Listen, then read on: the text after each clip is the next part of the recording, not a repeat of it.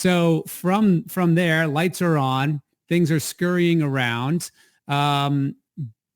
We want to make sure, right, that things don't scurry into the wrong place. They stay in the basement or they stay in the corner or whatever. And network folks define I don't know if they define this as, but it's often referred to as limiting the blast radius. Right. So share with us a little bit about the methodology for that.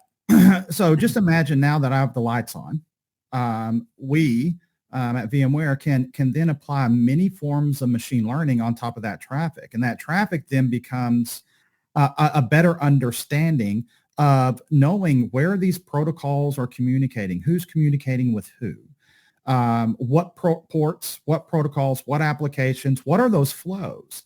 And so then we can apply our machine learning on top of it to recommend, hey, look, these are the flows that we see consistent, and we would highly suggest that you put in segmentation or micro segmentation around these flows in order to, if a threat actor does gain that initial access onto any one of those, call it VDIs, call it workloads, then we can reduce that blast radius of them being able to move laterally to those to other devices.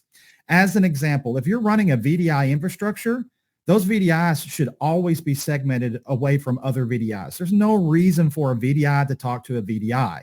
A VDI might need to talk to a service, and you can have segmentation and micro segmentation to make sure that that VDI can only talk to that service.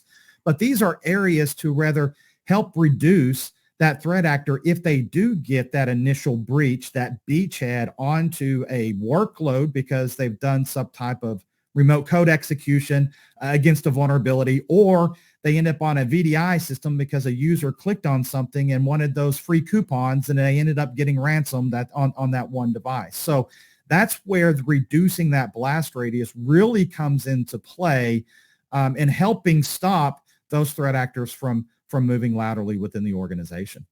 Yeah, the machine learning that goes into helping define that micro segmentation, super valuable, right? To make sure that known traffic or good traffic is actually helping to write, or it's helping to write the rules for what should talk to what.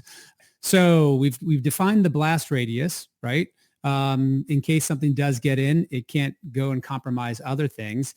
And we were talking a little bit about there's visibility, but then there is observability, right? And then there's the next step, which is looking at anomalous behavior.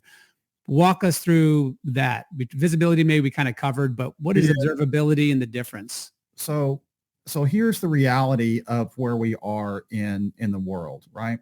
The reality is, even though that we have visibility into all those flows and that we have segmented all those flows, threat actors are living within the noise of our networks. They know as soon as I land, they know where they are. They're doing discovery. They understand that, hey, look, I have certain ports and protocols that I can leverage once I'm on these devices. And so there are ports and protocols that threat actors use that we have to have that stitches those segmentation, micro segmentations together. Those threat actors are living in the noise, such as remote desktop protocol. Remote desktop protocol is used by network administrators all the time to remotely manage all of their systems. And threat actors are riding on the backbone just like network administrators. And that's how they're crossing segmentation, micro segmentation, because RDP is open. Another one is SMB Samba service. Most all organizations have this, and they're using that to, as a service to move their documents, their data from device to device, from storage, downloads, those types of things. Well, threat actors are using that same ports and protocols to move their malware laterally across the organization, just like we do when we just say, here, move here, move here, move here, right? So that's what they're doing. They're also using DNS. They're using DNS to hide their command and control communications, both east-west and north-south.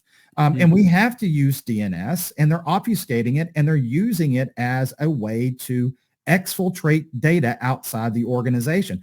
DNS is a great tunneling protocol for data exiting out the organization. And then finally, threat actors are using tools just like network administrators. Living off the land is what we call it. Sometimes we call it living off the land binaries, where they're using PowerShell. PowerShell is a great administrative tool. It really helps these network administrators to manage their networks. Threat actors are using PowerShell just like network administrators, and they're creating internal C2 network communications. That's command and control.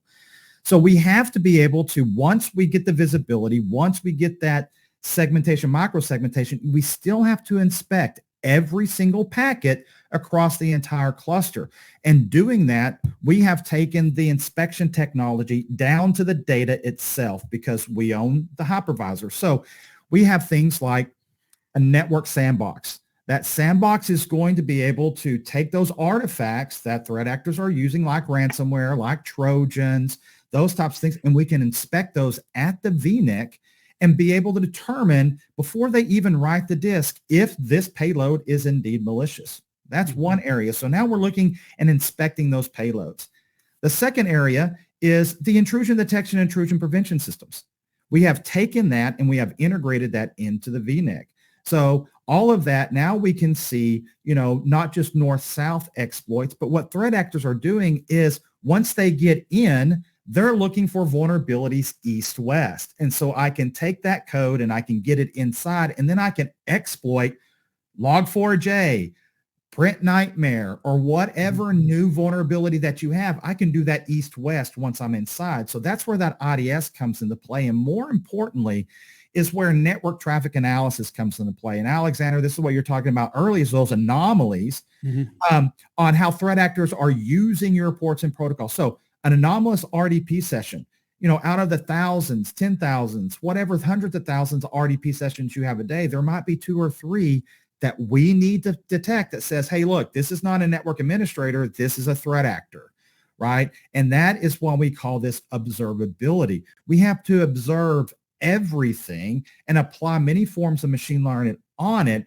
so that we cannot just see an anomaly, because an anomaly is just not necessarily security relevant. It might just be an anomaly. So that's why we have to observe that to understand it so that we can say, yes, this anomaly is truly security relevant. And at the end of the day, look, threat actors, we know this. They are staying inside of our organizations for 277 days before they're even noticed. And so that's why I want to close with this, Alexander. That's why it's important for us, right, to get that visibility, right, inside of the organization, because we either want to prevent or reduce the dwell time of those threat actors by providing the visibility, reducing the blast radius, and then inspecting everything for that malicious actor.